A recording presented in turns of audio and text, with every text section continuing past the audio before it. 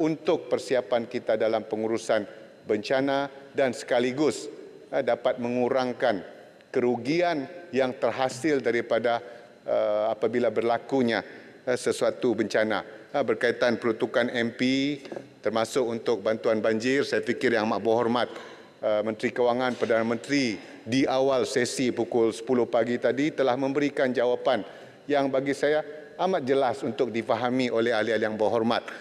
Untuk kita sama-sama bekerjasama, berunding sebaik-baiknya dan akhir sekali saya harap rundingan itu biarlah disaluti dengan keikhlasan.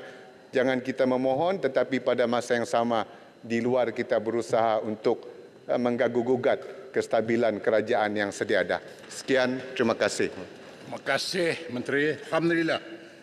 Yang berhormat, masa yang telah mencukupi untuk merundingkan usul ini dan yang demikian kita menyambung semula perbahasan atas rang undang-undang perbekalan 2023. Untuk itu saya menjemput Rompin. Silakan. Bismillahirrahmanirrahim. Assalamualaikum warahmatullahi wabarakatuh. Salam sejahtera. Tuan Yang Dipertua, pertamanya saya ingin mengucapkan terima kasih kerana diberi peluang sama-sama untuk membahas Belanjawan 2023. Pertamanya saya ingin mengucapkan terima kasih kepada Yang Amat Berhormat Bagan Datuk yang telah mengadakan lawatan singkat ke Selancar pada 1 Mac yang lalu berikutan berlakunya jalan runtuh di FT 2490 Jalan Perwira Jaya Selancar. Berikutan dengan itu sebuah jambatan sementara, jambatan Bele dibina untuk menghubungkan jalan ke Selancar dan Perwira Jaya.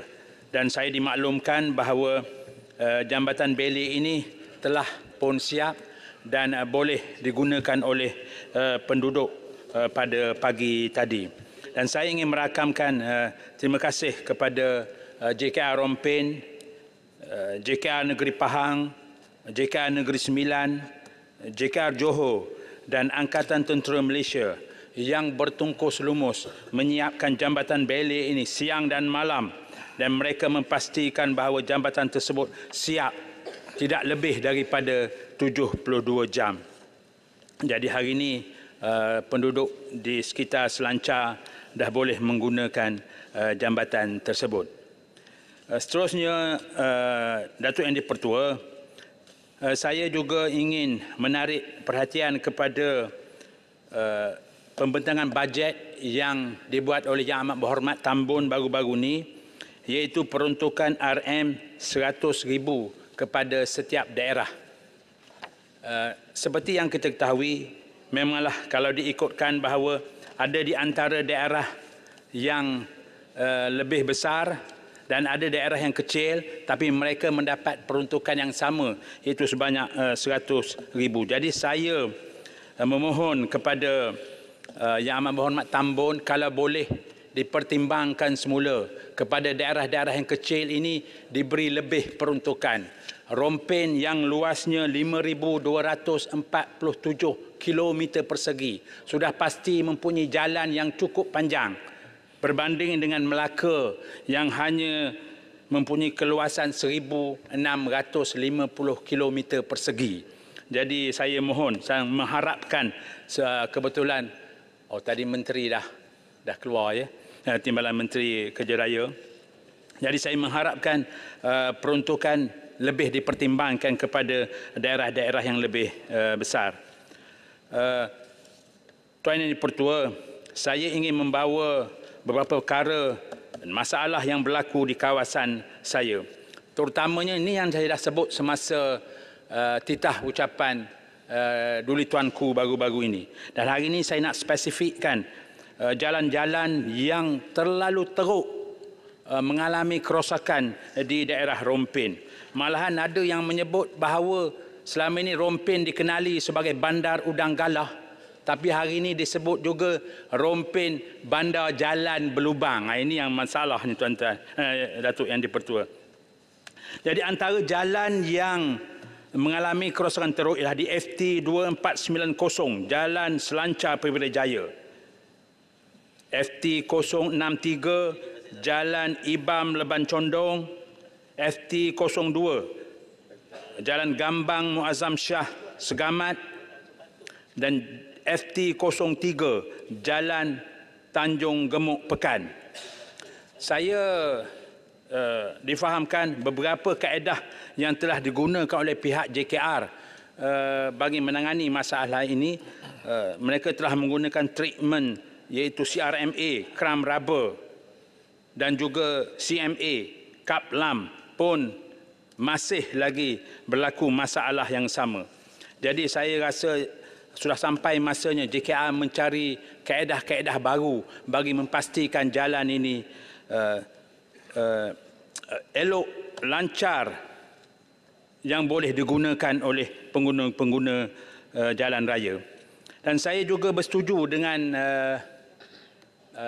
Jempol berkenaan jalan Bahau Keratung iaitu FT 011. Kita tahu bahawa ramai yang menggunakan jalan Bahau Keratung apabila berlakunya kesesakan, terutamanya di musim perayaan dan juga apabila LPT tidak boleh digunakan. Jadi untuk makluman Tuan Yang Dipertua, jalan Bahau Keratung ini memang sempit sepanjang 35 km. Jadi rasanya sesuailah peruntukan diberi untuk melebarkan jalan tersebut. Saya juga ingin membawa masalah hakisan pantai di Rompin. Tuan Yang Dipertua, hakisan pantai di sepanjang pantai Kampung Pontian hingga ke Tanjung Pahang akibat daripada air pasang besar dan musim monsun yang menyebabkan hakisan hingga sampai ke rumah kediaman. Jadi justru itu saya memohon supaya dibina tembok pemecah ombak di sepanjang pantai Kampung Pontian hingga ke Tanjung Pahang. Dan saya juga ingin membangkitkan isu hakisan sungai. Di Rompin ni pantai ada, sungai pun ada. Sepanjang Sungai Endau, di Kampung Sarang Tiong yang melibatkan Kampung Sarang Tiong, Kampung Setajam dan Kampung Pianggu. Ini berlaku apabila air pasang besar dan juga musim tengkujuh akan menyebabkan hakisan.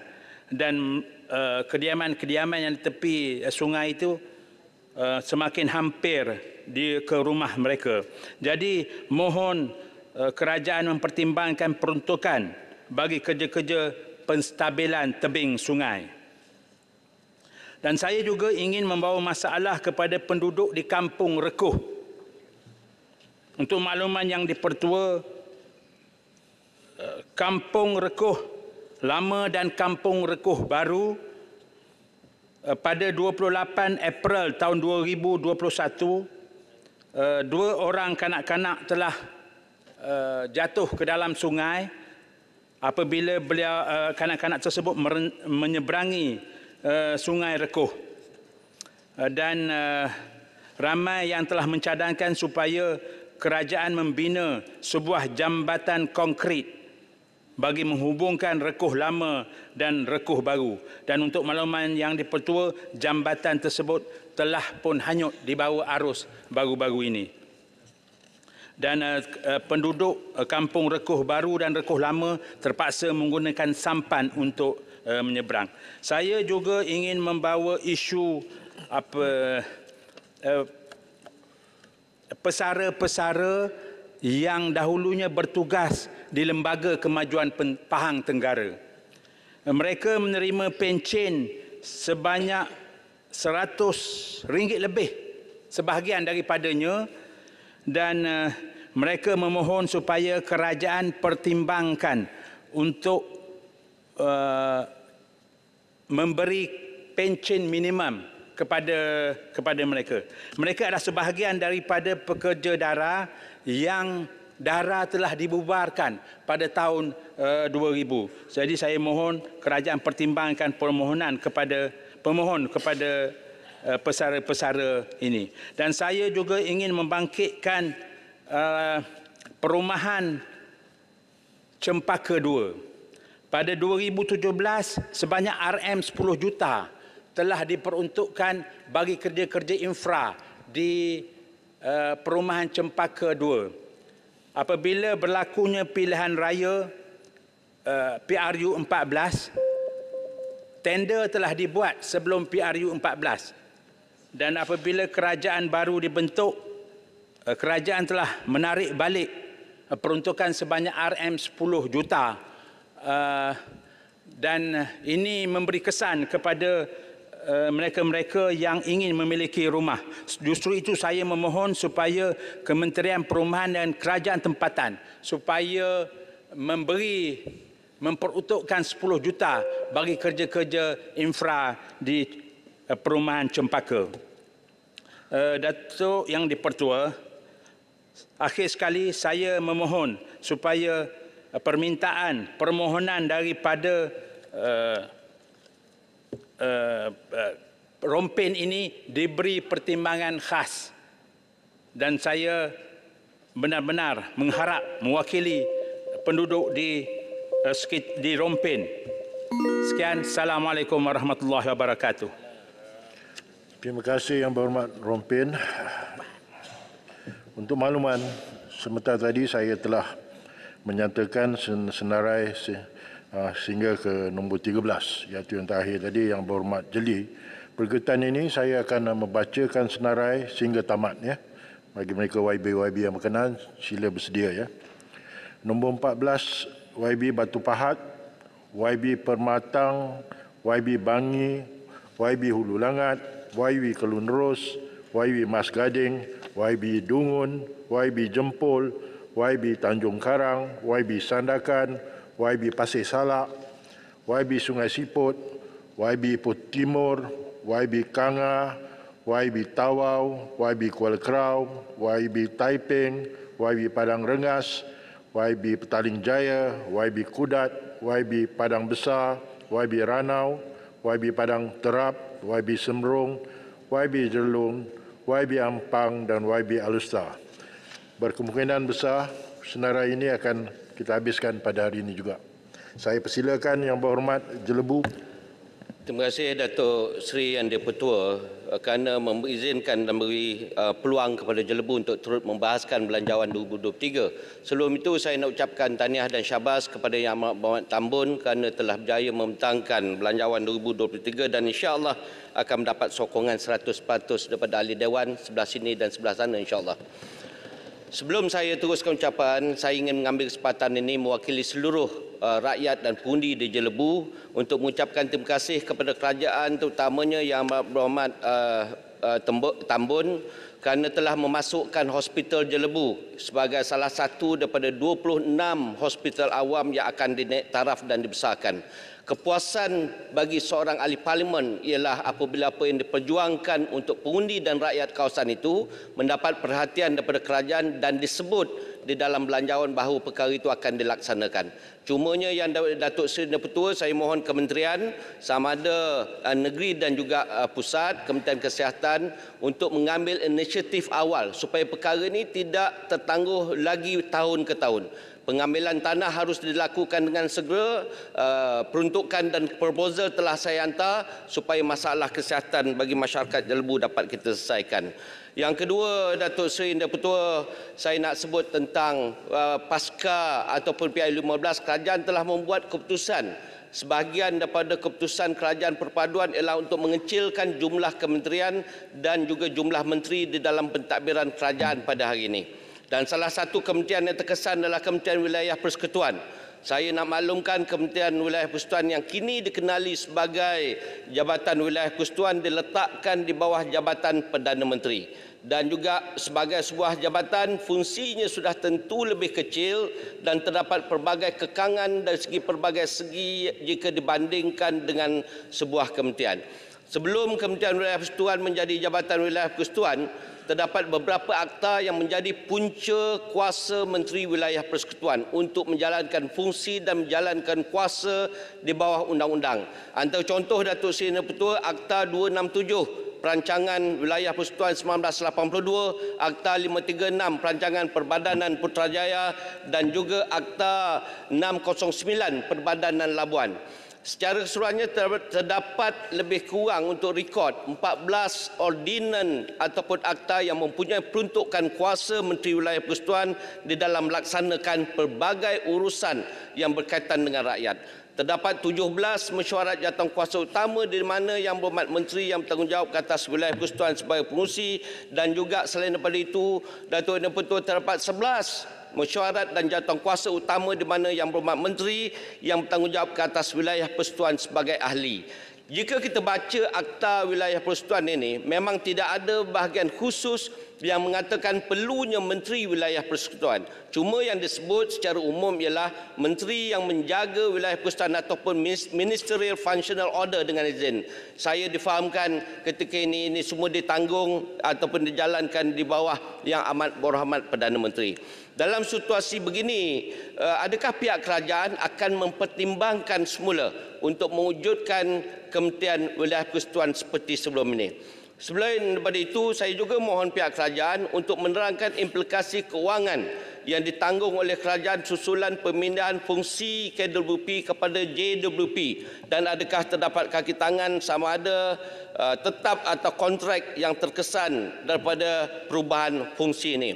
Kita semua sedia maklum bahawa Kementerian Wilayah Persekutuan adalah satu kementerian yang sangat penting, dan saya bercakap ini adalah dasar atas asas kepada keperluan 3 ibu negara ataupun Kuala Lumpur, Putrajaya dan Labuan yang memerlukan sesuatu anjakan demi anjakan untuk identiti dan ikon negara kita. Banyak peranan dan tanggungjawab yang perlu dilakukan sebagai sebuah kementerian, dan juga banyak tanggungjawab untuk menguruskan ibu negara Malaysia sebagai pusat pentadbiran Malaysia. Saya ingin bercadangkan kepada Yang Amat Berhormat, minta maaf Labuan sekejap, biar bagi saya selesai, saya setengah speed, saya tengah double speed saya punya ni. Saya ingin bercadangkan kepada Yang Amat Berhormat Tambun agar dapat mempertimbangkan semula fungsi Kementerian Wilayah Persekutuan ini yang telah bertukar kepada jabatan. Kalaupun tidak lantik seorang menteri, Yang Amat Berhormat Tambun saya cadangkan supaya lantik seorang menteri khusus untuk memainkan peranan sebagai MFO yang menjaga wilayah persekutuan ini supaya semua perancangan dan perkara yang berkaitan dengan wilayah dapat kita laksanakan dengan baik. Yang kedua, Datuk Seri Yang Betul, tempoh 5 tahun yang lalu adalah satu tempoh. Yang Berhormat, minta laluan boleh? Sikit pasal Labuan. Jangan panjang sangat Labuan. Terima kasihlah. Kerana sebagai mantan Timbalan Menteri, Yang Berhormat telah pun menzahirkan satu fakta tentang pentingnya Kementerian Wilayah. Saya telah timbulkan berkali-kali.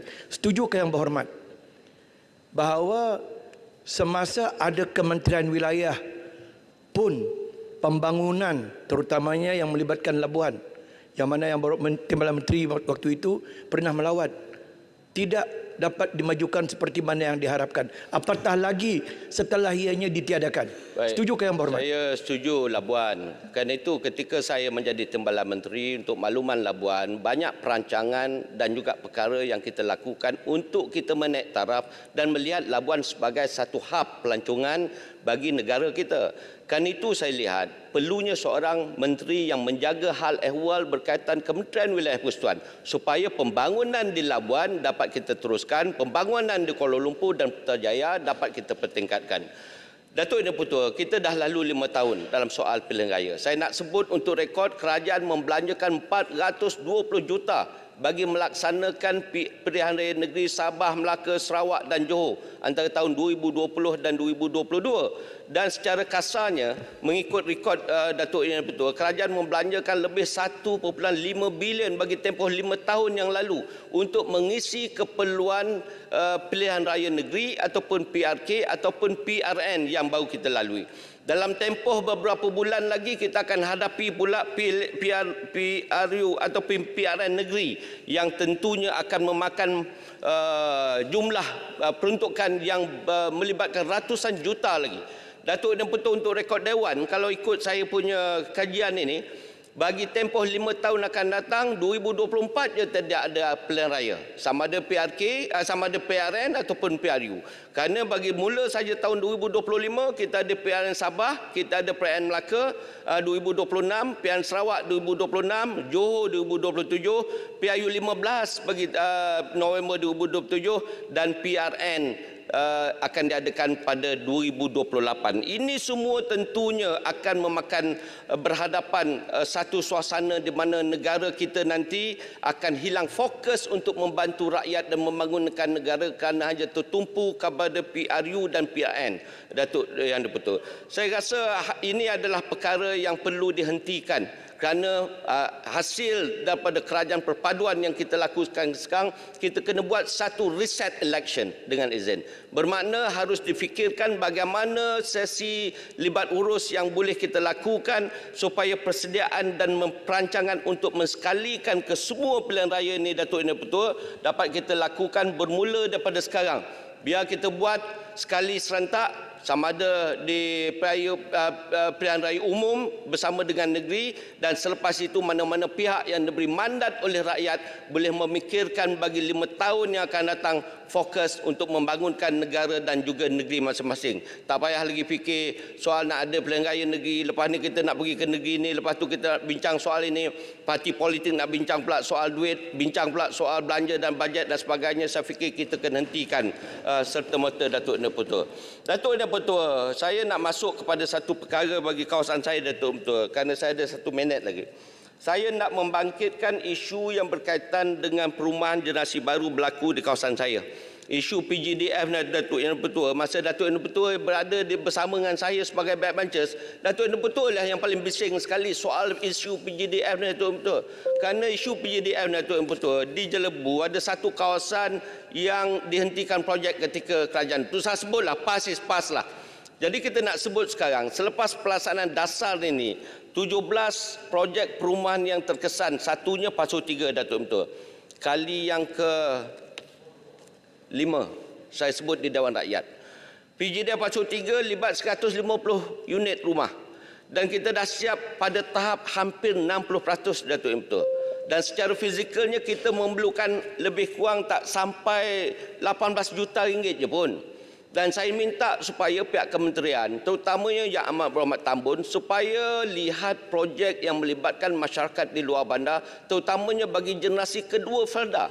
Kerana saya mohon pihak kerajaan menilai balik projek-projek ini, dan mana-mana projek yang tidak diselesaikan, yang 50-55% dan sebagainya, supaya kita jab sikit dengan modal kita dan kita siapkan rumah ini untuk mengisi keperluan generasi kedua Felda.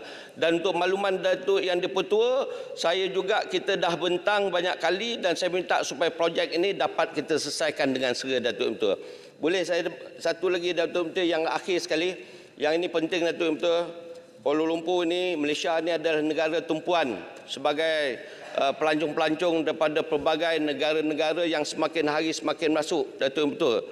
Saya nak sebut pada 3 Mac berlaku insiden di KLIA yang mana 114 penumpang terkandas ketika menggunakan aerotrain daripada daripada terminal utama pergi ke terminal satelit. Dan ini sudah menjadi satu isu yang berkaitan di media sosial, Datuk Dipertua. Dan insiden kerosakan ini juga sudah dilaporkan secara meluas, tular di media, dan bukan kali pertama berlaku beberapa kali dalam soal yang berkaitan dengan kemudahan dan juga perkara asas di lapangan terbang utama kita di KLIA.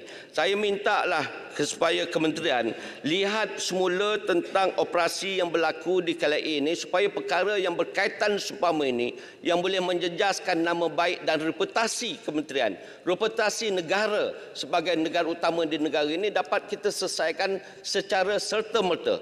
Jangan sentiasa apabila berlaku saja sesuatu, pintu masuk utama negara kita dijadikan bahan cemohan oleh negara-negara luar. Saya ucapkan terima kasih, Datuk Dipertua. Jelebu mohon menyokong dan insya-Allah bajet 2023 akan diluluskan 100% oleh ahli Dewan Rakyat. Terima kasih.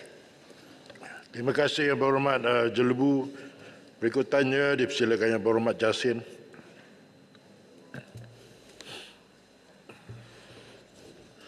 Assalamualaikum warahmatullahi wabarakatuh. Terima kasih Tuan Yang di-Pertua di atas laluan yang diberikan kepada Jasin untuk turut sama membahaskan pembentangan belanjawan negara. Belanjawan yang bertujuan untuk mencapai keadilan sosial di dalam negara kita. Namun begitu, cita-cita yang mulia dan sebarang pendekatan yang diambil belumlah mencukupi. Ia mestilah dipandu dengan hidayah daripada Allah. Tuan Yang di-Pertua, Islam membawa penyelesaian yang menyeluruh dan adil dalam menyelesaikan masalah ekonomi. Islam mempunyai pendekatan terbaik dalam mencapai keadilan sosial. Umat Islam tidak perlu mencedok penyelesaian komunisme dan sosialisme yang secara palsu menggambarkan masyarakat sebagai medan pertembungan kelas yang ganas. Sudah tentulah akan menanam bibit-bibit kebencian dan permusuhan yang bakal merosakkan keharmonian rakyat dan mengancam kedaulatan negara. Penyelesaian dengan pendekatan ideologi kebendaan itu sebenarnya bukanlah membawa penyelesaian, tetapi sebaliknya ia adalah penghancuran ke atas nilai-nilai agama dan akhlak manusia. Manusia bukan sahaja homo economicus, tetapi manusia juga adalah insan beragama dan insan bermoral.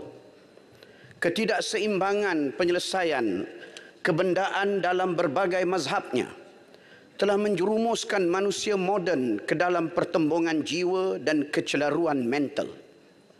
Dunia Barat melalui ideologi kebendaan yang diambil sebagai panduan telah terjerumus ke dalam penderitaan yang besar sebagaimana yang didedahkan oleh Dr. Alexis Carrel dalam bukunya yang bertajuk Man the Unknown. Manusia yang tidak dikenali hakikatnya sehingga tidak diraikan oleh tamadun moden dan ideologi kebendaan. Islam tidak membenarkan penganiayaan ke atas manusia seperti ini. Islam membawa pendekatan yang seimbang dan meraihkan segala keperluan fitrah manusia sebagaimana ia telah diciptakan oleh Allah. Bukan sahaja dari aspek material dan sosial, bahkan juga dari aspek spiritual dan moral. Justru itu tidak wajar dalam usaha mencari penyelesaian ekonomi kita meniru langkah-langkah yang terbukti salah dan gagal. Firman Allah Subhanahu wa taala di dalam surah At-Tin, "Wat-tini waz-zaitun wa turi sinin wa hadzal baladil amin laqad khalaqnal insana fi ahsani taqwim." Yang bermaksud demi buah tin dan zaitun dan gunung Tursina serta negeri Mekah yang aman ini, sesungguhnya kami telah mencipta manusia dalam bentuk yang sebaik-baiknya.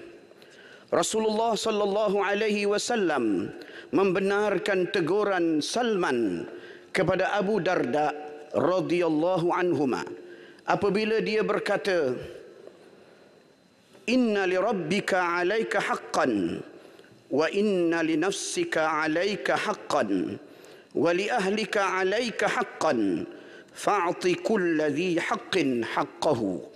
Yang bermaksud,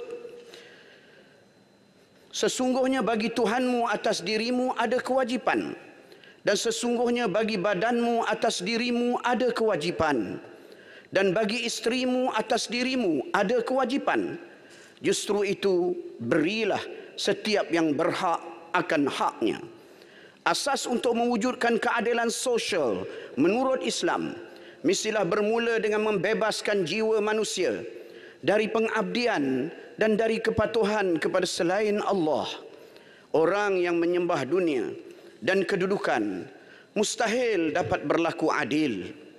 Seterusnya memastikan terlaksananya persamaan yang menyeluruh dalam layanan kemanusiaan terhadap setiap manusia tanpa mengira agama atau bangsa atau warna kulit atau kedudukannya dari sudut sosial dan ekonomi.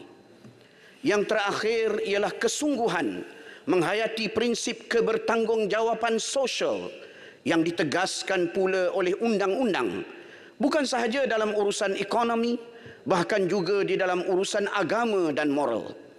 Tanpa tiga prinsip utama ini, keadilan sosial tidak mungkin tercapai.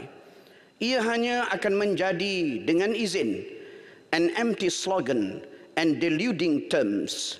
Slogan yang kosong dan istilah-istilah yang bertujuan untuk menipu dan memperdayakan. Tuan Yang di-Pertua, saya menerima aduan rakyat yang memerlukan tindakan segera kerajaan. Ia melibatkan keselamatan dan kesejahteraan penduduk di dalam Parlimen Jasin.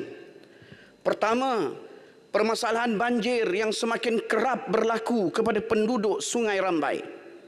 Ia adalah banjir yang bukan sahaja disebabkan oleh bencana alam, namun ia juga berpunca daripada projek yang dilakukan tanpa kajian menyeluruh serta tidak mengambil kira kesan luar jangka yang membawa keburukan kepada penduduk.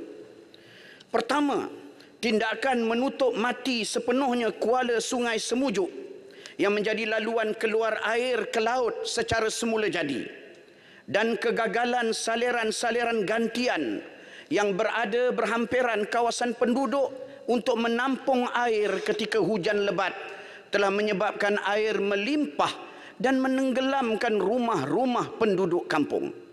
Saya sendiri merasa hairan, bagaimanakah boleh sebuah projek yang membawa kesan buruk kepada alam sekitar serta merosakkan pergerakan air secara semula jadi diluluskan.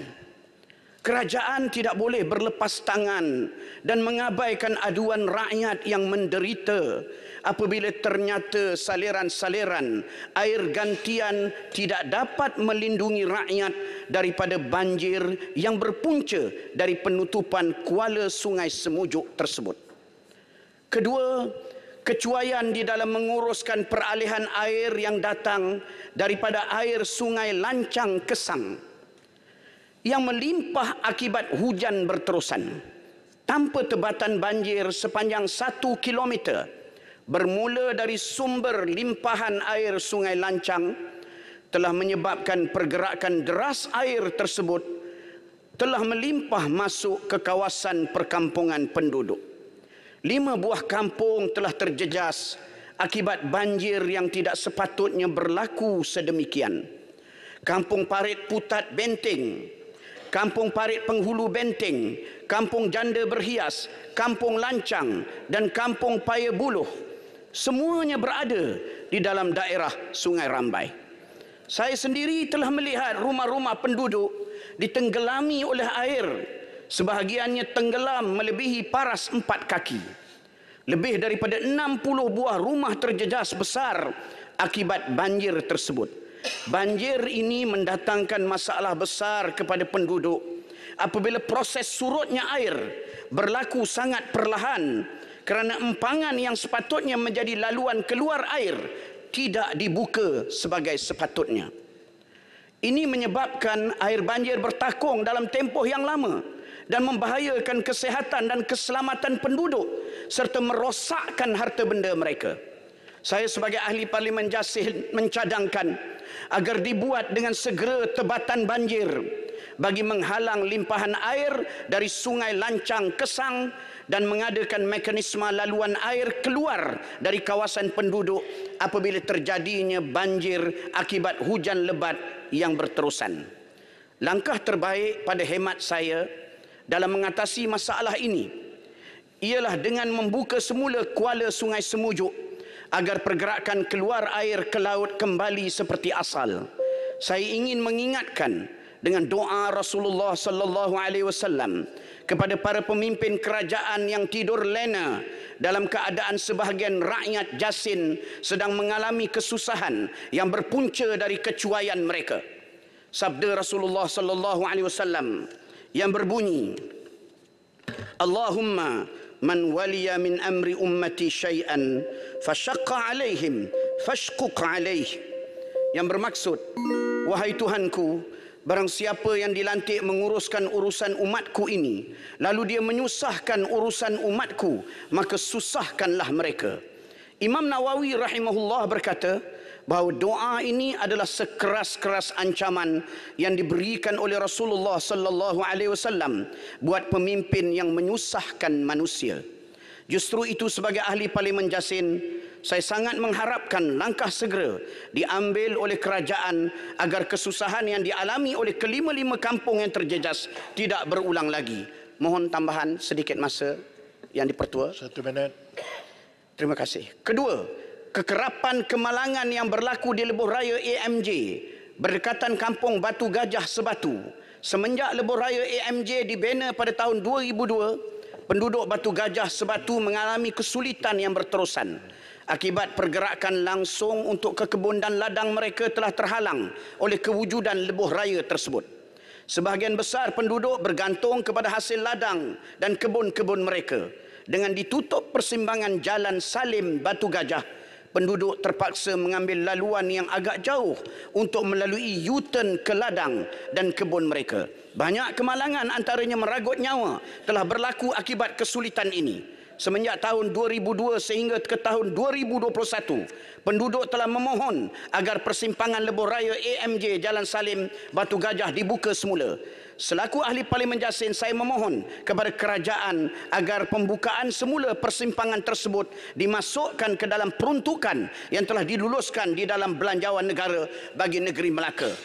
Tuan Yang Dipertua, rakyat Karyah Bandar Jasin Bistari sangat berharap bahawa peruntukan bagi pembinaan baru Masjid As-Salam di atas lot 24477 Mukim Air Panas dapat disegerakan.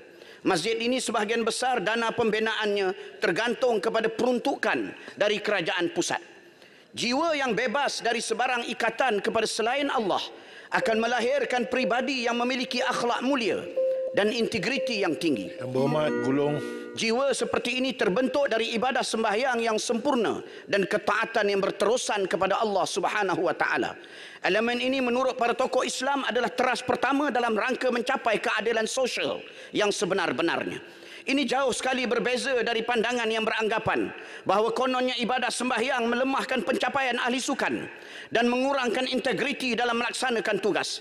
Ramai ahli-ahli sukan antarabangsa yang hebat dalam waktu yang sama, mereka adalah orang-orang yang melaksanakan ibadah solah. 30 saat. Justru itu ucapan dan kenyataan yang merendah-rendahkan Islam dan umatnya, apatah lagi para tokoh-tokoh Islam, adalah ucapan yang tidak berasas. Ucapan seperti inilah yang menggalakkan Islamofobia di dalam negara kita. Ia sudah tentu tidak boleh diterima dalam sebuah negara Malaysia yang majmuk lagi aman dan saling hormat menghormati. Agenda membasmi Islamofobia mestilah dilakukan oleh pihak kerajaan dengan serius, bukan mencetuskan. Duduk yang berhormat. Masa telah tamat. Berikutannya dipersilakan Yang Berhormat Gopeng.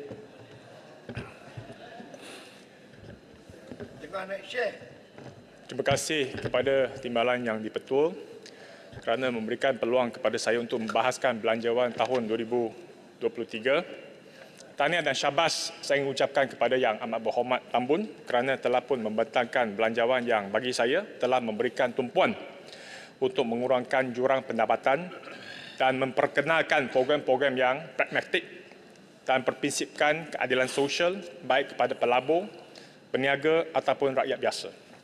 Kita sedar bahawanya segala persiapan ini dibuat dalam keadaan yang suntuk dan banyak kekangan yang kita hadapi. Yang paling penting adalah segalanya telah pun dilakukan dalam keadaan negara kita mewarisi pelbagai permasalahan struktur, baik ekonomi ataupun kedudukan fiskal negara kita. Oleh itu, saya bersetuju kepada langkah-langkah kerajaan bagi mengekang peningkatan hutang dan pinjaman-pinjaman baru mestilah lebih rendah dan sebaiknya membiayai pembangunan yang membawah pulangan serta impak langsung kepada rakyat. Maka setiap sen yang kita salurkan dalam bentuk peruntukan mengurus baik pun pembangunan perlu memastikan keberhasilannya. Timbalan Yang Betul, saya ingin nak bagikan 3 perkara yang dalam perbahasan kali ini. Perkara pertama adalah berkenaan dengan MRT 3. Saya bersetuju kerajaan kini meletakkan sasaran untuk mencapai penjimatan kos pelaksanaan projek ini ke bawah 45 bilion ringgit. Namun, kos pelaksanaan projek ini tetap menjadi tumpuan jika teliti hujah Perdana Menteri dalam ucapan beliau. Kerajaan seharus memantau pelaksanaan projek ini secara teliti, khususnya mengambil kira kawalan perbelanjaan yang dijangkakan bakal memberikan kesan kepada jaminan pinjaman kerajaan nanti.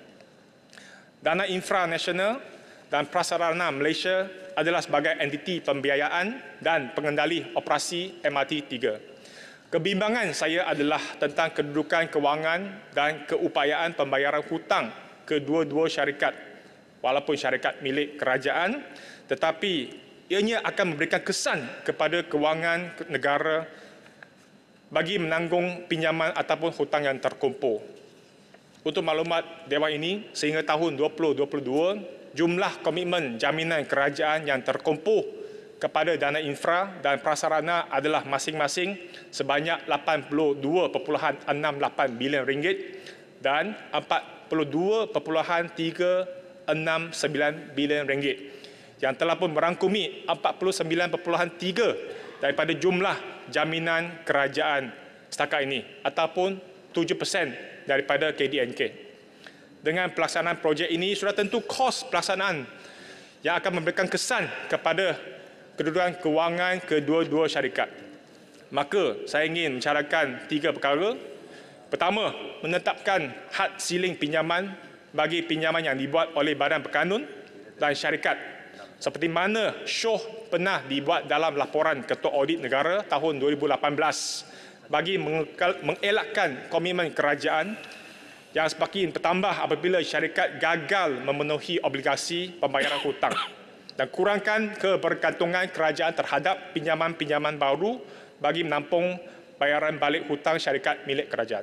Kedua, komponen bidaan projek ini perlu diperbanyakkan komponen-komponen kecil supaya membawakan manfaat kepada lebih ramai lagi kontraktor khususnya Bumiputera secara langsung, tetapi bukan hanya memanfaatkan kepada beberapa syarikat gergasi sahaja. Ketiga, sesi libat urus perlu dijalankan supaya isu pengambilan tanah ataupun kalau ada isu-isu yang melibatkan perobohan rumah harus diambil kira, sebab kita jangan semata-mata bagi laluan untuk pembinaan projek ini, tetapi ada rumah-rumah yang perlu dirobohkan untuk memberikan laluan, khususnya yang berlaku di kawasan Parlimen Pandan baru-baru ini. Perkara kedua adalah lebuh raya dan masa depannya. Kerajaan telah pun bersetuju melaksanakan projek naik taraf lebuh raya utara selatan dari Yong Ping Utara ke Senai Utara fasa 1 dengan kos RM525 juta secara berfasa. Selain itu, kerajaan juga bersedia untuk menggunakan kaedah multi-lane free flow MLFF dengan izin bagi menggantikan sistem pembayaran tol yang sedia ada. Saya bersetuju dengan cadangan kerajaan baik untuk menambah infrastruktur yang sedia ada. Namun persoalannya adalah, adakah kerajaan akan menanggungkan kos pelaksanaan kedua-dua projek ini? Jika ya, sudah tentu rakyat Malaysia akan tertanya-tanya mengapakah kerajaan harus memikul tanggungjawab dan suntikan demi suntikan kepada syarikat yang telah pun diberikan konsesi dan konsesi lanjutan serta mendapat pulangan yang lumayan. Maka saya ingin mencarakan 2 perkara kepada kerajaan. Yang pertama, kerajaan harus kemukakan kandungan konsesi lebuh raya yang terkini, tanggungjawab syarikat konsesi serta kedudukan kewangan syarikat-syarikat yang terbabit dalam konsesi-konsesi lebuh raya untuk pengetahuan umum rakyat di luar sana. Kedua, kemukakan status cadangan yang telah pun diumumkan oleh pentadbiran terdahulu pada tahun 2022 bahawanya struktur semula 4 syarikat konsesi lebuh raya yang disebutkan sebelum ini. Dan saya juga ingin mengambil kesempatan untuk memohon pencerahan oleh kerajaan bahawanya 2 projek yang masih berlangsung dan ada satu lagi yang masih menunggu keputusan Jemaah Menteri, iaitu pertama, lebuh raya baru yang menghubungkan Gopeng ke Kuala Kangsar sebagai laluan alternatif ke utara tanpa melalui terowong menorah di lebuh raya utara selatan, dan yang keduanya adalah West Coast Express WCE. Timbalan yang dipertua, izinkan saya teruskan dengan satu lagi perkara, iaitu tentang perubahan iklim dan bencana alam. Mengikut portal bencana alam bawah NADMA, DOSM dan JPS, angka-angka yang saya ingin kongsikan ada 3 angka yang utama yang saya rasa amat membimbangkan dan amat berunsingkan. Berkenaan dengan mangsa, jumlah mangsa, kedua berkenaan dengan tempat-tempat banjir, dan ketiga adalah tentang jumlah kerugian. Jumlah mangsa yang berlaku yang menimbah dengan bencana alam pada tahun 2021 adalah sebanyak 208,643 orang. Kematian 58 orang pada tahun 2021. Pada tahun 2022 sebanyak 210,071 mangsa, iaitu peningkatan, dan kematian sebanyak 50. Jumlah mangsa yang berlaku 95% daripada jumlahnya adalah mangsa banjir. Kita menghadapi peningkatan setiap tahun. Keduanya tentang tempat banjir. Tahun 2020, 869 tempat yang mengalami bencana alam banjir. Tahun 2021, sebanyak 1,057 tempat yang mengalami bencana banjir. Ini satu peningkatan yang sangat signifikan. Dan ketiga, tentang jumlah kerugian yang dipikul oleh kerajaan. Daripada tahun 2017 hingga tahun 2021, jumlah yang negara memikul kerugian adalah jumlah sebanyak 7.4 bilion ringgit akibat banjir saja. Tidak mengambil kira tentang bencana-bencana alam yang lain seperti tanah runtuh, gempa bumi dan sebagainya. So, bagi saya perubahan iklim adalah sesuatu yang sangat signifikan dan telah pun banyak berubah dari segi corak bencananya. Dan maka saya ingin mencanakan kepada kerajaan supaya 2 perkara harus diambil kira, iaitu pertama, penggubalan Rang Undang-Undang Perubahan Iklim dan disegerakan untuk menubuhkan satu jawatankuasa khas alam sekitar dan perubahan iklim dalam Dewan ini. Kedua adalah tentang data yang lebih teliti harus dipaparkan dalam laman web rasmi NADMA ataupun portal bencana, sebab angka-angka yang saya dapat ini melalui Google, tetapi kalau saya nak carikan angka-angka rasmi di portal rasmi bencana, memang sukar untuk mendapat satu angka yang lebih teliti.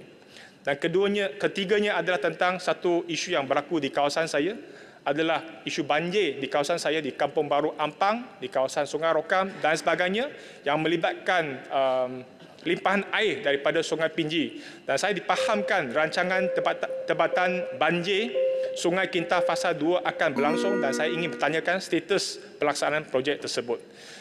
Saya ingin gulung 1 minit timbalan betul.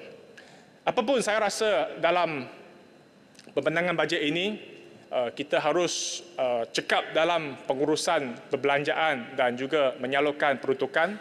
Dan saya percaya dalam tempoh 5-6 bulan lagi, kerajaan akan menjalankan proses konsultasi lagi untuk belanjawan tahun depan, iaitu tahun 2024. Dan kita harus terus tumpukan kepada isu-isu yang berkenaan dengan menyelesaikan kedudukan ekonomi dan fiskal negara, pendapatan rakyat, kos sara hidup yang semakin mencabar.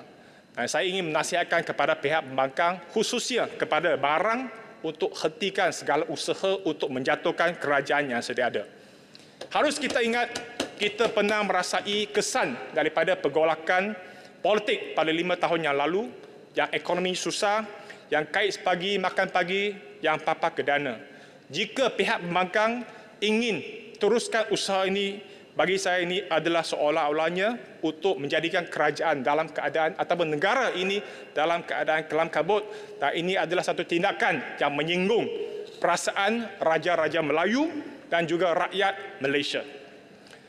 Dan saya rasa kalau usaha ini diteruskan, pembangkang harus mengambil tanggungjawab yang sepenuh atas perkara tersebut.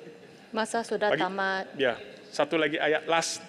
Dan yang penting sebenarnya bagi saya, untuk menjadi satu kerajaan yang bertanggungjawab, kita tak perlulah ada banyak wow factor ke, game changer ke apa. Tetapi yang penting kita harus melaksanakan tanggungjawab dengan penuh amanah, tidak rasuah, dan kita belanja dengan berhemah dan jimat cermat, dan saya rasa kita boleh pulihkan ekonomi dalam tempoh 5 tahun yang akan datang.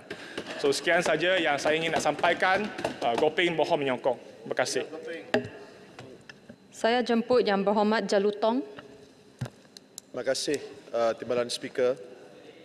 Di atas kesempatan yang telah diberikan kepada saya untuk terus serta dalam ucapan belanjawan. Pertamanya, Jelutong ingin merakamkan ucapan simpati kepada mangsa-mangsa yang terkesan akibat kejadian banjir di Johor dan juga mengucapkan takziah ke atas mangsa-mangsa yang telah terkorban. Pada masa yang sama, saya juga ingin merakamkan ucapan penghargaan dan setinggi-tinggi terima kasih kepada semua anggota keselamatan dan sukarelawan yang bersama-sama bertungkus lumus dengan ahli-ahli Parlimen dan ahli-ahli Dewan Undangan Negeri dengan menghulurkan bantuan bersama-sama kepada semua mangsa-mangsa yang terkesan. Pada masa yang sama, saya ingin mengambil kesempatan ini untuk mengucapkan jutaan terima kasih kepada Yang Amat Berhormat Perdana Menteri yang merupakan seorang ahli politik yang telah melalui liku-liku cabaran sejak 25 hingga 30 tahun yang lalu. Kita lihat bahawa belanjawan yang dibentangkan ini merupakan belanjawan yang berhasrat murni, ikhlas dan berniat untuk membantu rakyat di luar sana, terutamanya golongan miskin. Dan iltizam yang diambil oleh Yang Amat Berhormat Perdana Menteri dan istiqamah yang ditunjukkan oleh beliau untuk menoktahkan miskin tegar adalah sesuatu yang perlu kita sambut. Saya rasa sebagai ahli Parlimen backbencher, kita sepatutnya memberi sokongan padu bukan saja di sebelah sini tetapi juga ahli-ahli Parlimen di sebelah sana. Dan pada masa yang sama, saya cuma ingin membangkitkan beberapa perkara yang tersentuh melibatkan kawasan Jelutong. Pertamanya, saya ingin tanya kepada Menteri yang berkenaan, apakah yang berlaku kepada projek tebatan banjir Lembangan Sungai Pinang Jelutong Diversion, di mana jumlah 150 juta telah diperuntukkan untuk mengatasi masalah tersebut. Saya mohon Menteri berkenaan memberi jawapan. Kedua, saya juga ingin memaklumkan kepada Menteri berkenaan dengan masalah pipe IWK bawah tanah di Jalan Sungai Pinang yang seringkali bocor menyebabkan masalah kepada penduduk di kawasan sana, dan saya mohon Menteri berkenaan juga memberi maklum balas. Pada masa yang sama, saya ingin menyeru Kementerian Dalam Negeri. Saya lihat dalam pembentangan belanjawan terdapat inisiatif untuk memperkasakan PDRM dan penguatkuasaan undang-undang. Tahun lalu kita berada di sebelah sana, dan ketika kita berada di sebelah sana, kita telah membantah kepada permohonan atau satu usul untuk melanjutkan tempoh tahanan SOSMA 28 hari tanpa membawa orang itu ke hadapan magistrate untuk tujuan proses tahanan riman. Ketika itu Yang Berhormat Menteri Dalam Negeri telah bersama-sama kita menyokong membantah usul tersebut. Kita telah pun berbahas dan hasil undian selepas pembahasan kita lihat bahawa kita telah berjaya menumpaskan permohonan ataupun usul itu di mana kerajaan tidak dapat melanjutkan peruntukan di bawah Seksyen 4/3 kalau tak silap saya, untuk membenarkan seseorang itu ditahan di bawah SOSMA selama 28 hari. tanpa dibawa ke hadapan magistrate. Dan memang selepas itu usul itu telah dibentangkan semula dan usul itu telah diluluskan. Saya cuma ingin merayu kepada Menteri Dalam Negeri sekarang, janganlah semata-mata kerana kita telah menjadi kerajaan, kita melihat bahawa peruntukan itu tidak perlu dipinda. Saya ingin menyatakan di sini bahawa persepsi di luar sana adalah undang-undang SOSMA ini memang perlu. Tetapi kita lihat ada segolongan ataupun segelintir rakyat di luar sana yang terkesan. Dan saya ingin menyatakan di sini bahawa undang-undang itu perlu dilihat semula. Saya memohon kepada Menteri Dalam Negeri untuk melihat semula peruntukan yang membenarkan seseorang itu ditahan selama 28 hari tanpa keperluan untuk dibawa ke hadapan magistrate untuk tujuan prosiding riman. Individual rights dengan izin Timbalan Speaker adalah penting yang di mana ia adalah sesuatu yang dijamin di bawah Perlembagaan Persekutuan. Saya juga menyeru supaya kerajaan baru melihat semula peruntukan di bawah Seksyen 13, di mana undang-undang yang ada sekarang hanya membenarkan seorang wanita, seorang tua dan uzur dan seorang kanak-kanak dibenarkan untuk dijamin.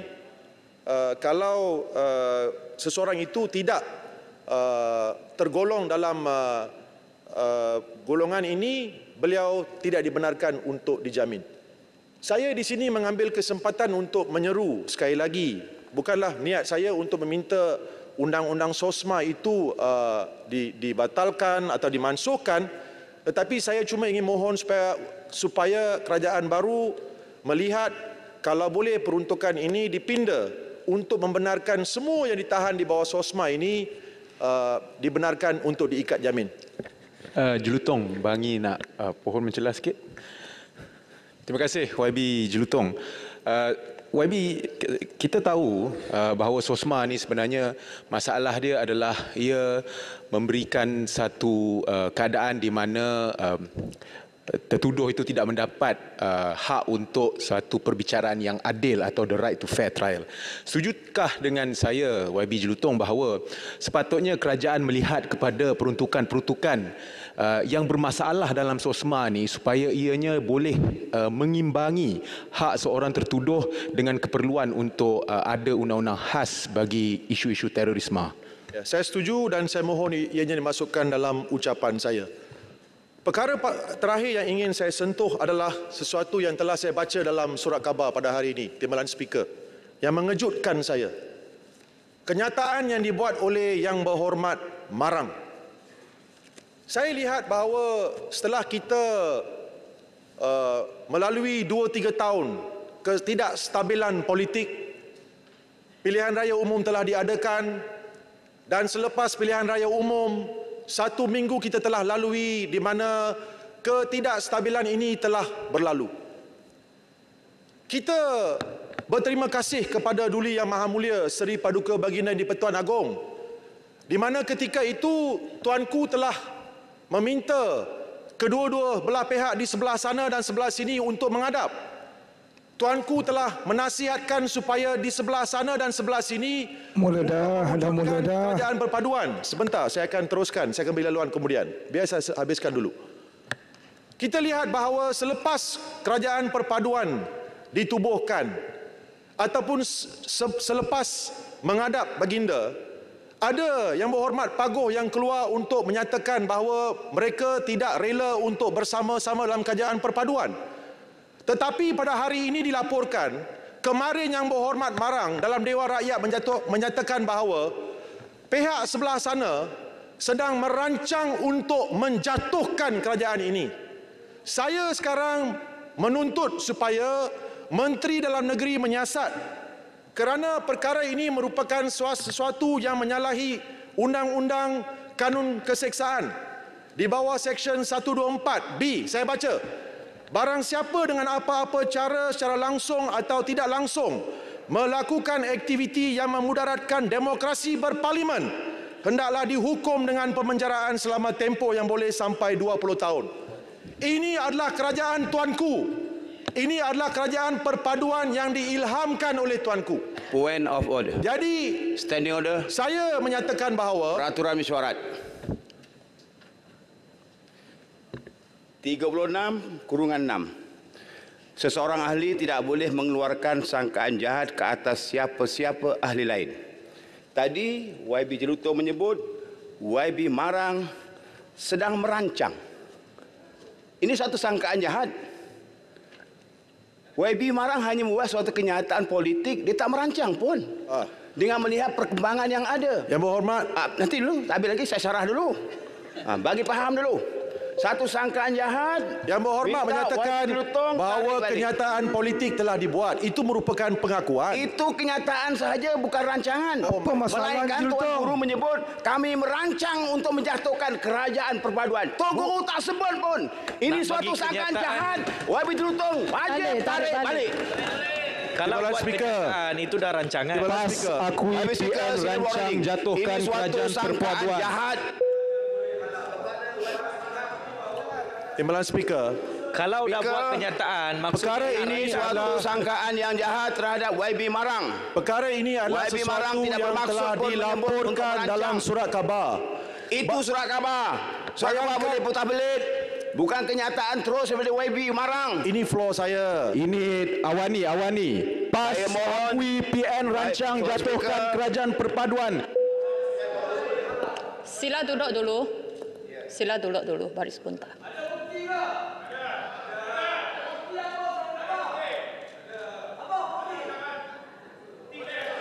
Timbalan Speaker, bayangkan kalau perkara ini dinyatakan oleh ahli-ahli parlimen DAP. Bayangkan, kalau kita dalam kerajaan, Bukti kepala otak apa tu? kalau kita pembangkang menyatakan perkara ini, sudah tentu laporan polis akan dibuat terhadap kita. Ini adalah perlakuan menderhaka kepada titah tuanku, bukankah tidak? Jelutong. Bukankah tidak ini Buat merupakan laporan derhaka? Buat laporan polis kalau ada bukti. Kenyataan ini telah dikeluarkan oleh Yang Berhormat Marang di Dewan Rakyat kemarin apabila ditemu pual oleh wartawan. Dilaporkan oleh semua surat khabar. Jangan nafikan. Buat laporan polis. Marang berkata, kami berhak rancang tumbangkan kerajaan. Tiada siapa boleh halang. Ini ayat daripada Marang. Kalau ada bukti, buat laporan polis. Tak apalah, duduk dah. Bukan Buat cakap you. dah. You kan Sila duduk.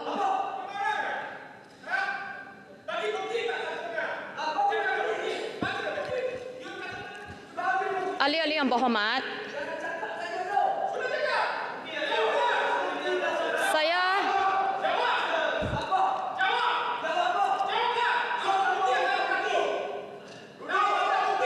jangan panas dalam dewan. Okey, saya minta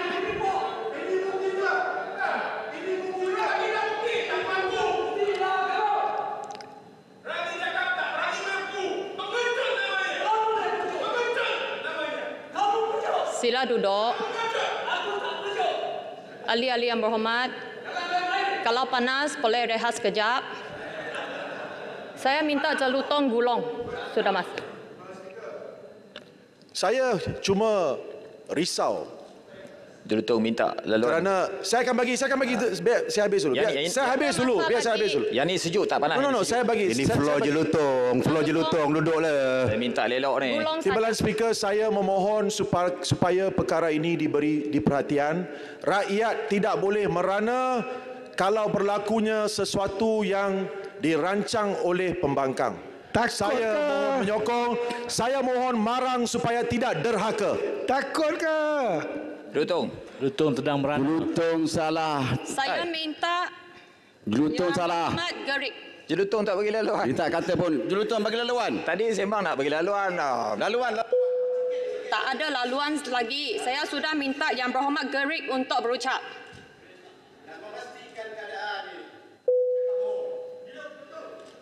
Buat usul kalau tak puas hati.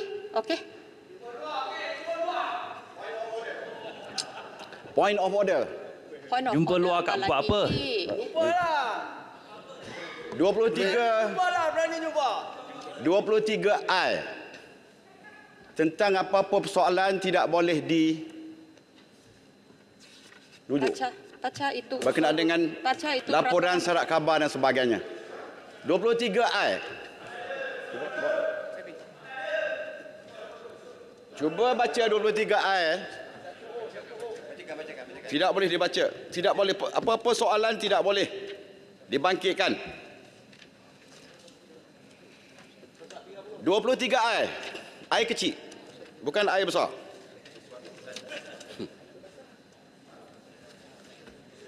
Dua puluh tiga.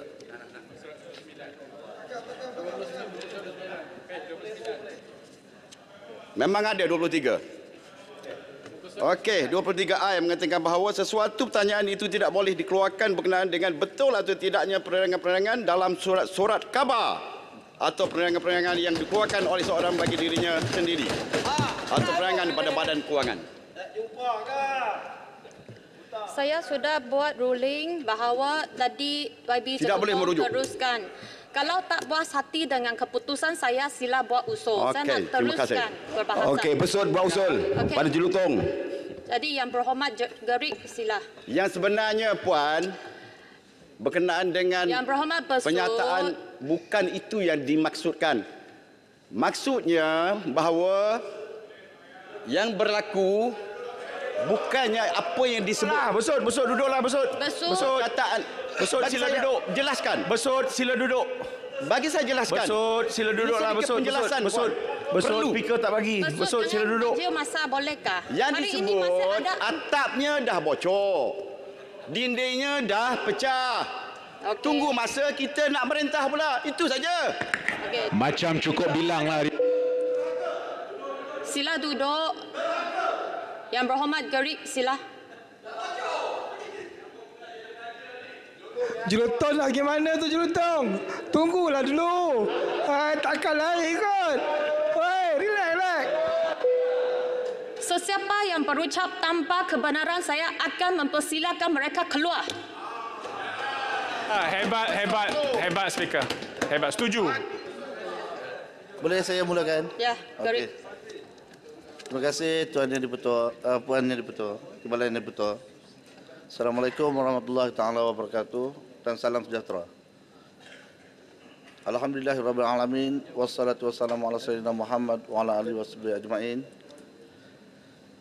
Terlebih dahulu, Gerik ingin mengucapkan terima kasih kerana diberi peluang untuk membahaskan secara ringkas Belanjawan 2023 pada kali ini.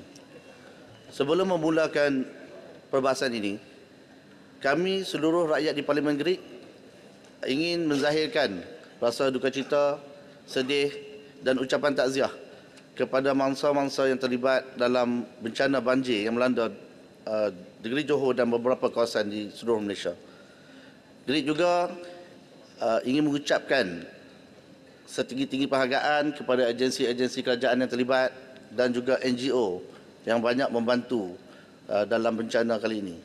Gerik berharap pihak kerajaan akan mengambil tindakan yang pantas dan sewajarnya demi keselamatan rakyat Malaysia. Puan Timbalan Yang Dipertua, Parlimen Gerik mengikuti perbahasan yang telah dibentangkan oleh Yang Amat Berhormat Tan Bun pada Jumaat 24 Februari 2023 yang lalu. Terdapat pelbagai rencam dalam ucapan belanjawan kali ini. Ada usaha-usaha yang baik, cadangan yang dilihat bernas, namun ada juga beberapa isu dan pendekatan yang dilihat tidak begitu menyeluruh merentasi pelbagai golongan. Contohnya isu KWSP. Lain yang diminta oleh rakyat, lain pula yang dapat. Walaupun kita tidak menolak kebarangkalian apa yang berlaku, ini adalah satu yang baik. Namun rakyat sekarang berada dalam keadaan susah. Jadi kami di Gerik ingin memohon supaya kerajaan melihat kembali usul berkenaan isu KWSP ini. Malah ada juga beberapa isu yang dilihat menyentuh sensitiviti kaum seperti isu menggabungkan 3 agensi Bumi Putera menjadi satu. Walaupun ianya kelihatan bijak dan strategik, tapi bagi kami di Parlimen Gerik, kami berasa sangat kecewa dan menganggap ianya adalah pencabulan. Tuan Yang Dipertua, Terdapat banyak perkara yang dibangkitkan dalam belanjawan pada kali ini.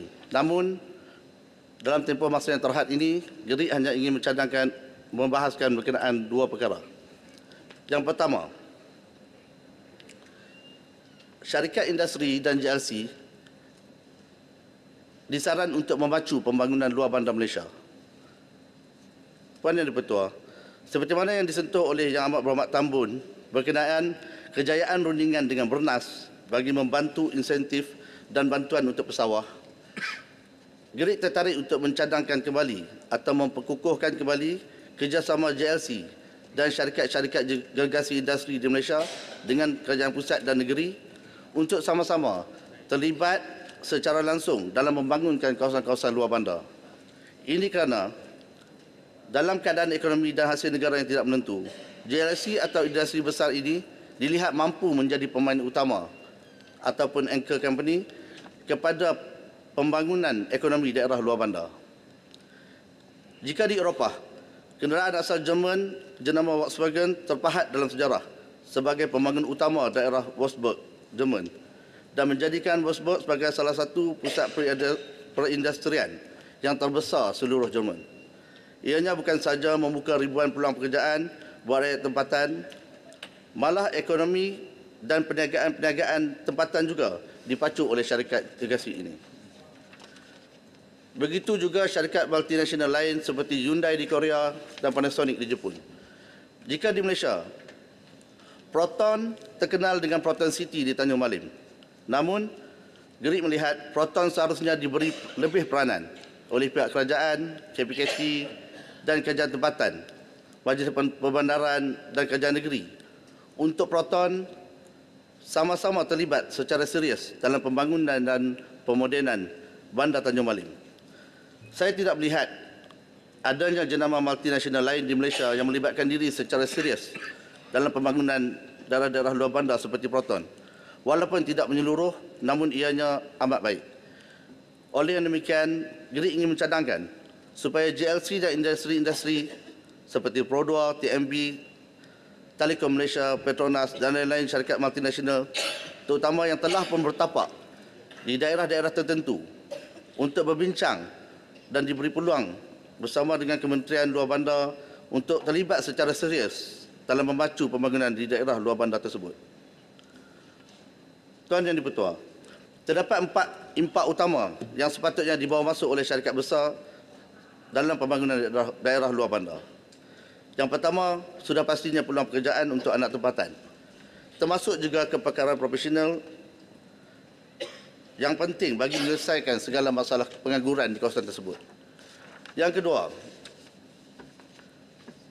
inisiatif ini mampu membuka pusat latihan, pusat pendidikan TVET dan lain-lain yang bukan sahaja memberi peluang pendidikan kepada anak tempatan, malah jika pusat pendidikan dan latihan ini didirikan hampir dengan pusat operasi syarikat tersebut, ianya mampu menjadikan pelajar-pelajar lebih kompeten, berinovasi dan bersemangat.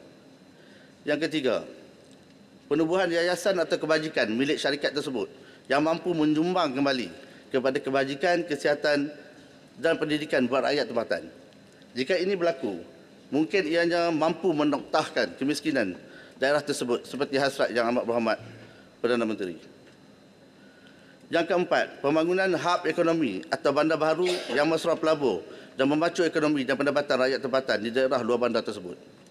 Bagi kami di Parlimen Gerik, kami ingin menyeru pihak seperti Tenaga Nasional Berhad untuk menyambut baik hasrat dan inisiatif ini untuk membantu membangunkan daerah kami, daerah Gerik, Pangkalan Hulu dan Hulu Perak amnya sebagai salah satu contoh bagaimana fungsi JLC membangunkan luar bandar di Malaysia.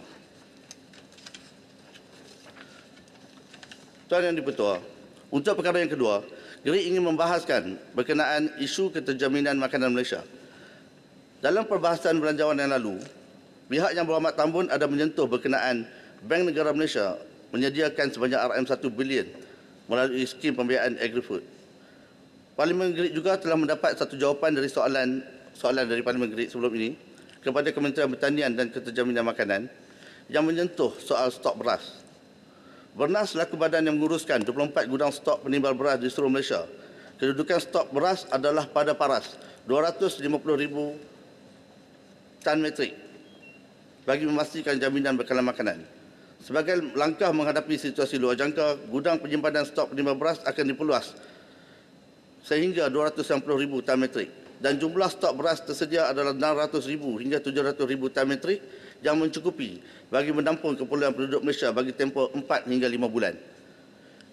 Jika ini keadaannya, adakah dengan jumlah stok ini, jika berlaku kecemasan di peringkat nasional atau global, adakah stok beras ini mencukupi untuk sekuriti makanan negara? Puan Yang di-Pertua, dengan mengambil kira ini, GRIP merasakan perlu untuk kerajaan melakukan sesuatu bagi menangani isu kekurangan bekalan makanan ini. Dengan beberapa lagi jenis tanaman atau stok yang mampu bertahan lama, antara 1 hingga 2 tahun sekurang-kurangnya. Selain beras, terdapat banyak juga jenis makanan yang sesuai bagi tempoh jangka masa yang panjang seperti jagung, ubi kayu dan padi huma. Untuk maklumat yang di-Pertua, pada tahun 2021 yang lalu, Kementerian Pertanian dan Industri Makanan yang diterajui oleh Datuk Seri Dr. Ronald Kendi sebagai Menteri dan Datuk Seri Ahmad bin Hamzah sebagai Timbalan dan Timbalan 1 dan Dr. Muhammad Zawawi Saleh sebagai Timbalan 2 telah melancarkan Dasar Agro Makanan Negara dan 2.0 untuk 2021 hingga 2030 dan Pelan Tindakan Sekuriti Makanan Negara 2021 hingga 2025. GRIP telah meneliti dan menyokong dasar ini dengan menyeru kerajaan untuk meneruskannya. GRIP menyambut baik inisiatif ini dan akan memberikan komitmen atas dasar faktor geografi GRIP yang mampu menawarkan kawasan tanah, cuaca bersesuaian dan taburan hujan yang tinggi. GRIP berharap pihak kerajaan memperkasakan dasar ini, terutamanya Pelan Tindakan Dasar Sekuriti Makanan Negara 2021 hingga 2025 ini, yang dilihat sangat baik. Tuan Yang di-Pertua, GRIP juga menyambut baik seranan Yang Amat Berhormat Tambun agar Kementerian Pertanian dan Keterjaminan Makanan bersama-sama dengan agensi-agensi luar seperti Felda, FEKRA dan RISDA untuk memanfaatkan sepenuhnya tanah-tanah terbiar milik mereka untuk projek tanaman makanan ini. Perkara ini telah juga disentuh dalam Dasar Agro Makanan Negara 2.0. Sila Gulong. GRIP sekali lagi ingin menyeru agar projek seperti Gedung Makanan Negara milik Felda diperkasa dan diperluas kepada semua agensi pembangunan luar bandar dan dengan bajet dan sokongan yang serius daripada pihak kerajaan. Sebagai penutup, GRIP berharap segala apa yang diutarakan ini dapat diberi perhatian dengan sebaiknya oleh pihak kerajaan. Sekian, wabillahi taufiq wal hidayah. Wassalamualaikum warahmatullahi wabarakatuh. Terima kasih. Saya jemput Yang Berhormat Tan Chow PI. Terima kasih Puan Yang di-Pertua kerana memberi peluang kepada saya untuk turut serta dalam pembahasan Belanjawan 2023. Bagi mencapai pelaksanaan dan pencapaian yang berkesan, suka saya berkongsi di Dewan Yang Mulia ini mengenai beberapa isu yang saya rasa amat perlu untuk memberikan perhatian bagi menambah baik pentadbiran kerajaan ke arah sebuah negara yang dinamik dan maju. Puan Yang di-Pertua, saya berterima kasih dan menyambut baik usaha kerajaan dalam pembentangan Belanjawan 2023 terhadap industri tanaman kelapa sawit di negara ini. Dalam pembentangan Belanjawan 2023 tempoh hari, beberapa inisiatif yang telah diumumkan kerajaan seperti menyediakan geran pendanaan untuk melaksanakan projek rintis dengan syarikat sawit sebanyak RM50 juta. Program Persejalan Minyak Sawit Mampan Malaysia MSPO bagi pekebun kecil persediaan sebanyak 40 juta dan mempergiatkan usaha mempromosi dan kempen menandatangani anti minyak sawit di peringkat global sebanyak 10 juta. Puan di-Pertua, walau bagaimanapun saya ingin menarik perhatian kerajaan dan sidang Dewan Yang Mulia ini terhadap beberapa perkara yang perlu dilakukan penambahbaikan bagi memastikan industri kelapa sawit di negara kita ini menguntungkan dan memanfaatkan semua pihak dari kerajaan sehingga ke pekebun kecil dan pekerja di dalam sawit. Untuk maklumat Dewan Yang Mulia ini, sektor agro community memberikan sumbangan pendapatan kepada negara jumlah yang amat besar. Contohnya, industri sawit menyumbangkan jumlah KDNK sebanyak 3% ataupun 107 bilion nilai ekspor pada tempoh Januari hingga September 2022. Di Malaysia terdapat lebih kurang hampir 500 pekebun kecil yang menyumbang kepada pendapatan negara. Maka kerajaan harus mengambil berat dari segi kebajikan dan pendapatan pekebun kecil, terutamanya terdiri daripada golongan B40, di mana mereka yang mungkin hanya memiliki 1, 2 ataupun 10 ekar di kampung dan berada di tanaman di kawasan kampung. Kerajaan harus mencari langkah untuk meningkatkan produktiviti dan pendapatan pekebun kecil. Namun apa yang selama ini berlaku di lapangan adalah masalah kes curi buah, tandan segar dan penyagaan tidak terus kerana curi buah tidak perlu ada kos, tidak kira harga sawit tinggi atau rendah. Selain itu, isu curi buah terdapat juga berlakunya penyagaan yang tidak telus. Kedua-dua senario ini berlaku boleh menyebabkan pekebun kecil kehilangan pendapatan kira-kira 15% hingga 20% satu tan sawit yang dijual. Jikalau kedua-dua senario berlaku berterusan, maka ia akan memberi impak negatif kepada pekebun kecil sehingga terjejas pendapatan dan sara hidup mereka yang sepatutnya. Kerajaan telah membangunkan satu sistem elektronik kumpulan buah segar atau EFFP bagi memantau transaksi buah tandan segar atau BATS, kelapa sawit yang bakar, memanfaatkan pekebun kecil sawit persendirian dan peniaga buah sawit di seluruh negara. Melalui sistem ini, rekod transaksi yang lengkap dapat diperolehi, harga transaksi BTS dapat dipantau, pembelian dan penjualan tanpa lesen MPOB dapat dikenal-pasti. Oleh itu, ketulusan transaksi ini secara tidak langsung dapat menangani isu curi buah. Poin yang dipertua, satu projek rintis EFFB telah pun dilaksanakan di Tanjung Piai pada 1 April 2021 yang lepas. Sistem ini sangat penting bagi mengatasi masalah kecurian buah tandan segar dan penyagaan tidak telus yang dihadapi oleh pekebun kecil sejak sekian lama. Sehingga hari ini sistem EFFB masih belum dilaksanakan. Oleh itu, saya ingin tahu bilakah sistem EFFB ini akan dilaksanakan ke seluruh negara. Kalau tidak dapat dilaksanakan, apakah sebabnya? Poin yang dipertua, saya dah masuk ke perkara berkaitan banjir di parlimen saya. Masalah banjir berlaku setiap tahun di kawasan parlimen Tanjung Piai. Kawasan yang terlibat adalah seperti di Kampung Seri Gambut, Kampung Paya Emun, Kampung Jasa Sepakat, Kampung Melayu Raya dan Kampung Ulu Pulai dan lain-lain kampung. Sebagai contoh masalah banjir di Kampung Seri Gambut dan kampung-kampung persekitarannya sudah berlangsung hampir 20 tahun tanpa ada penyelesaian muktamad. Selama ini juga setiap tahun penduduk yang terlibat berpindah ke pusat pemindahan sementara PPS dan telah seperti menjadi acara tahunan. Saya difahamkan punca utama adalah kegagalan parit sedia ada untuk menampung kehadiran air yang banyak dari kawasan Gunung Pulai dan juga limpahan air dari daerah Kulai apabila berlaku musim hujan yang lebat dan masa yang panjang. Keadaan ini ditambah lagi dengan Sungai Pontian yang semakin tohor yang menyebabkan sungai tidak dapat menampung kehadiran limpahan air yang mendadak.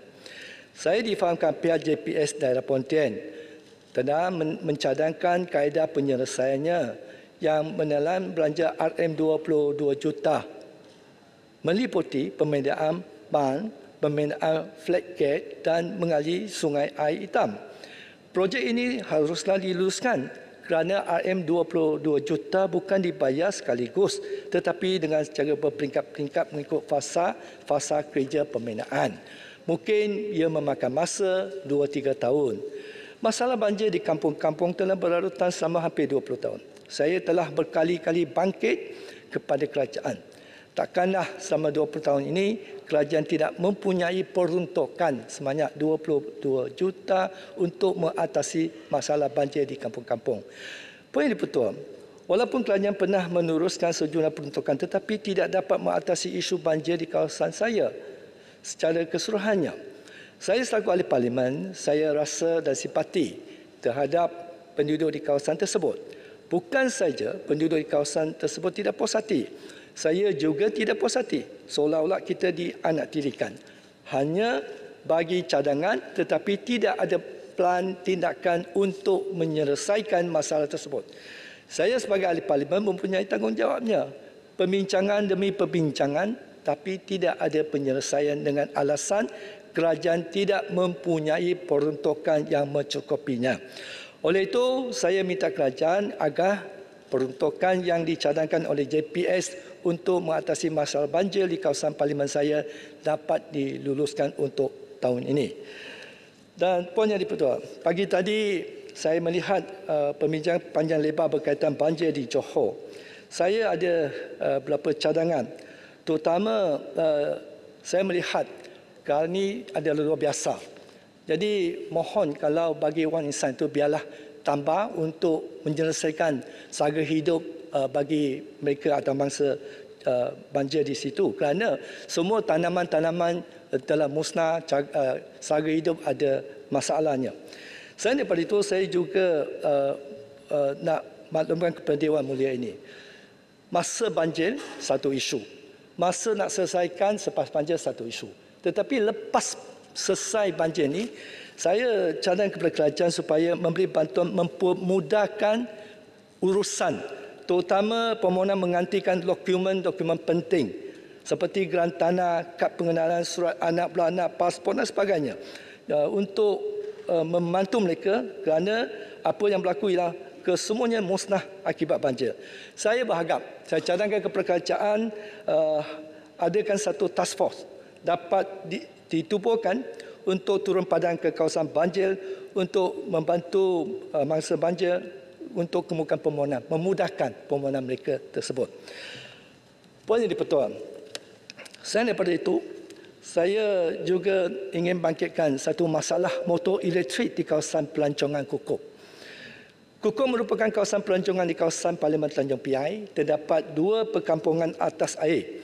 Merupakan talikan pelancong yang dikenali ramai dengan adanya geran atas laut, pembangunan chalet di kawasan perkampungan air masin dan Kukup laut semakin banyak. Terdapat ramai pengunjung yang mengunjung ke kawasan pelancong ini terutama pada hujung minggu dan cuti-cuti sekolah dan perayaan.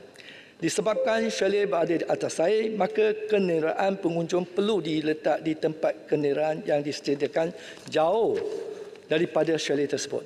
Pihak pengurusan chalet pula akan menyediakan kemudahan pembungkahan bagasi dan menghantar pelancong dari tempat letak kenderaan ke chalet dengan menggunakan motor elektrik.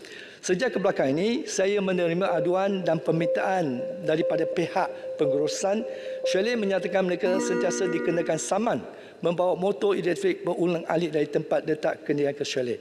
Oleh itu, saya cadangkan kepada kerajaan agar pelonggaran kepada pengusaha chalet di kawasan pelancongan seperti di kawasan Kukup untuk menggunakan motor elektrik bagi pemunggahan bagasi dan perhantaran pelancong dari tempat letak kenderaan chalet.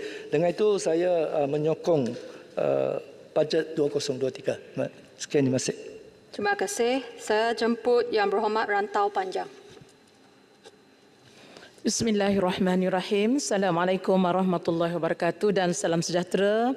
Terima kasih Tuan Dipertua kerana memberi peluang kepada saya untuk membahaskan bajet 2023. Menyentuh tentang isu keluarga wanita dan di mana menjadi asas kepada kesejahteraan sebuah negara.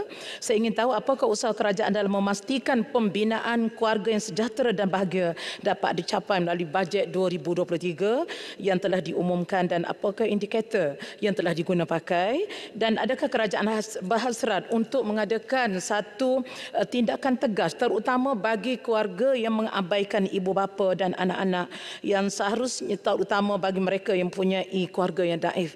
Ada mereka yang mengabaikan ibu bapa, ini adalah satu perkara yang seharusnya diberi kesedaran dan saya ingin penjelasan juga tentang polisi untuk memperkasakan lelaki ataupun suami seharusnya dipandang serius dalam pembinaan keluarga keluarga, dan saya ingin tahu sejauh mana dasar lelaki Qawam yang telah diberi perhatian dalam kerajaan yang lalu, diberi perhatian juga dalam pentadbiran kerajaan yang ada pada hari ini untuk memastikan melahirkan keluarga yang sejahtera.